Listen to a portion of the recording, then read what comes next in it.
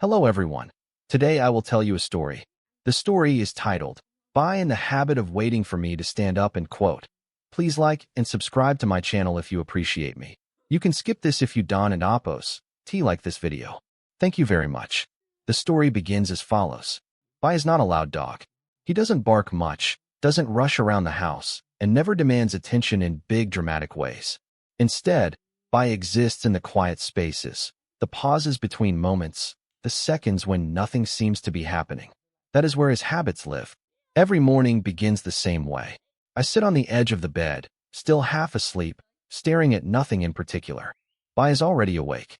He always is. He lies a few steps away, his chin resting on the floor, eyes open but soft. He watches me without urgency, without expectation. He simply watches. By does not jump up when he sees me move.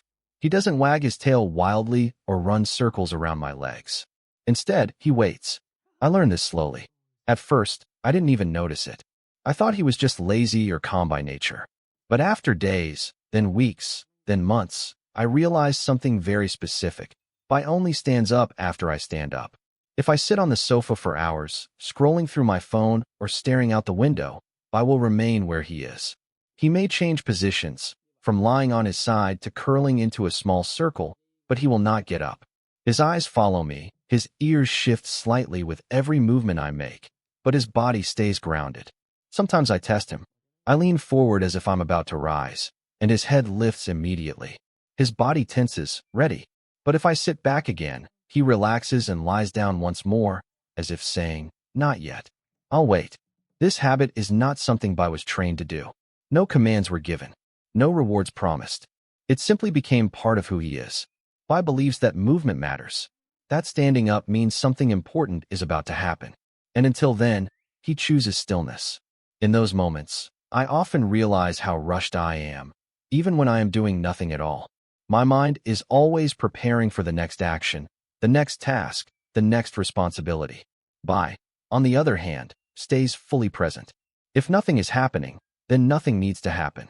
And so he waits, patiently, gently, faithfully, for me to stand up. As days pass, By's habit becomes more visible to me, especially in the small moments that usually go unnoticed. In the afternoon, sunlight spills across the living room floor. I sit on the chair near the window, holding a cup of tea that slowly cools in my hands. By lies nearby, his body stretched out, one paw twitching slightly as he dreams. The world outside moves quickly, motorbikes pass, people talk loudly, life continues without pause. Inside the house, time feels softer. I shift in my chair. By's eyes open instantly. He doesn't rush to me. He doesn't assume. He simply watches. There is something deeply respectful about the way By waits. He never pushes me to move faster. He never complains when I stay still longer than expected. In a world where everyone seems to demand attention and immediate response, By offers something rare, permission to exist without pressure. Sometimes, I stay seated longer just because of him. I don't want to break the moment. I don't want to interrupt his quiet trust. When I finally stand up, that is when By moves. He rises smoothly, tail wagging in slow, gentle arcs. Not excitement, more like agreement. As if he's saying, "All right, I'm with you now." He follows me wherever I go. To the kitchen, to the door, to the next small chapter of the day. What surprises me most is that By doesn't seem disappointed when nothing exciting happens after I stand. Sometimes I just stretch my back or adjust the chair. Sometimes I walk to another room and sit down again. By follows, then lies down once more, perfectly content. His habit isn't about rewards. It's about connection. Over time, I start to understand that By's waiting is not passive. It is active attention. He is constantly aware of my presence, my posture, my mood.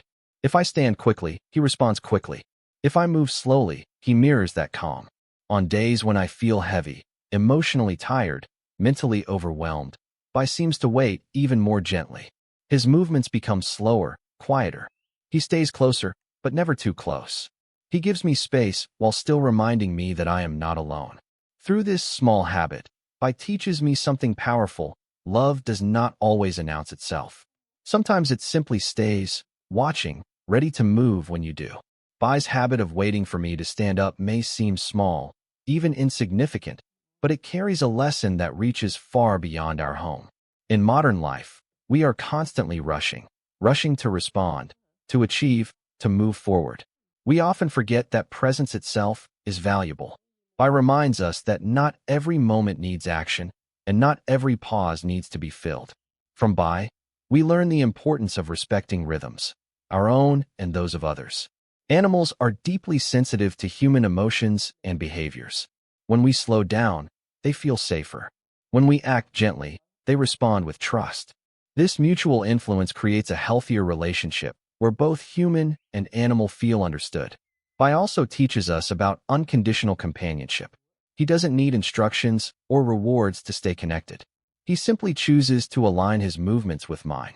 In our daily lives, we can apply this by being more attentive listeners, more patient friends, and more compassionate partners, not rushing others, but walking alongside them.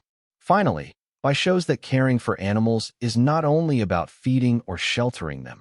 It's about noticing their habits, honoring their quiet languages, and allowing them to change us for the better. When humans and animals learn from each other, life becomes softer, kinder, and more meaningful.